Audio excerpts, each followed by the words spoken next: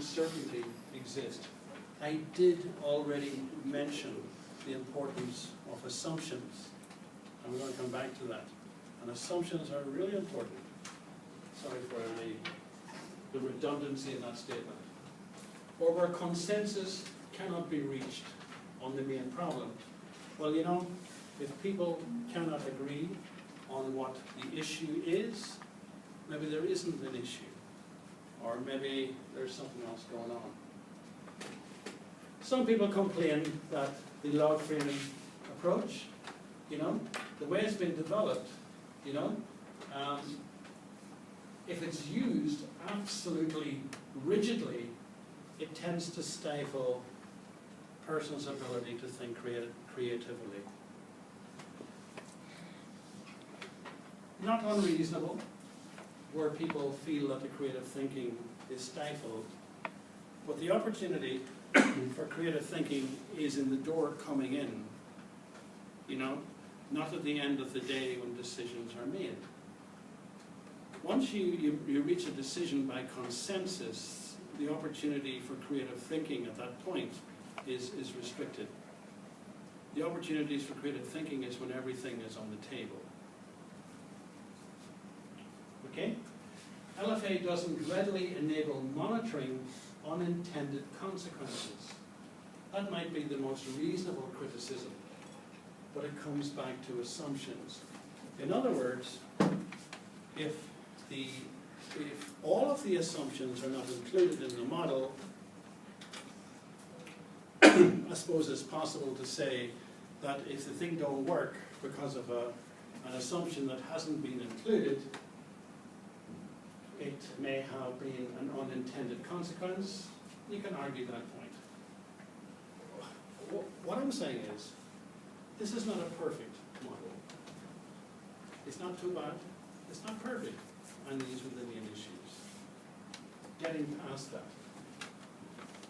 The 50 million, what were the 50 million flies for the moment, okay? You remember I showed you something before. I showed you this here, where fools walk in. Nobody I know can develop a project starting here. I've tried.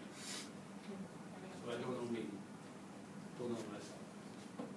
All right? We need to start to develop the approach, or exercise the approach, and we start off here with a situation analysis, which involves a workshop. It does. So, what is the situation? You've got to decide, essentially here, what the areas of concern that the project will actually aim at. And you've got to decide what the project is actually going to achieve, where it's actually going to go. You've got to decide whether or not it involves people, or plants, or animals, or water bodies, or mountainsides, or environments. You've got to decide whether the thing is going to be local, or regional, or whatever.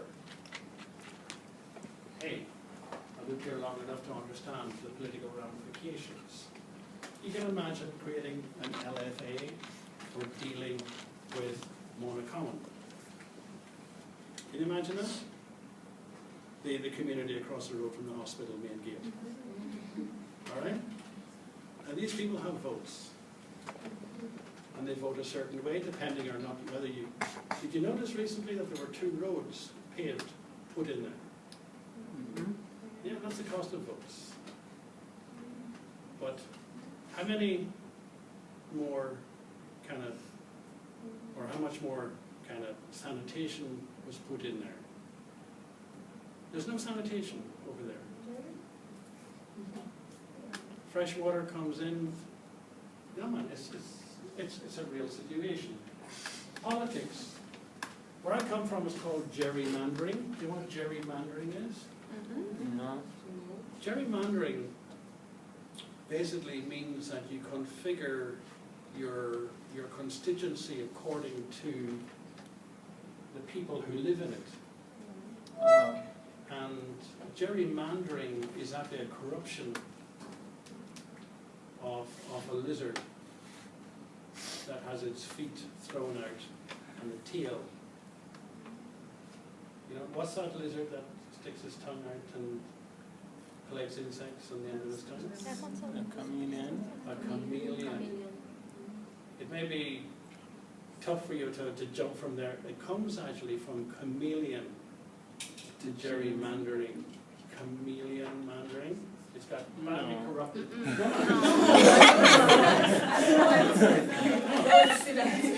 100 years, 150 years of corruption in various languages. Chinese telephone.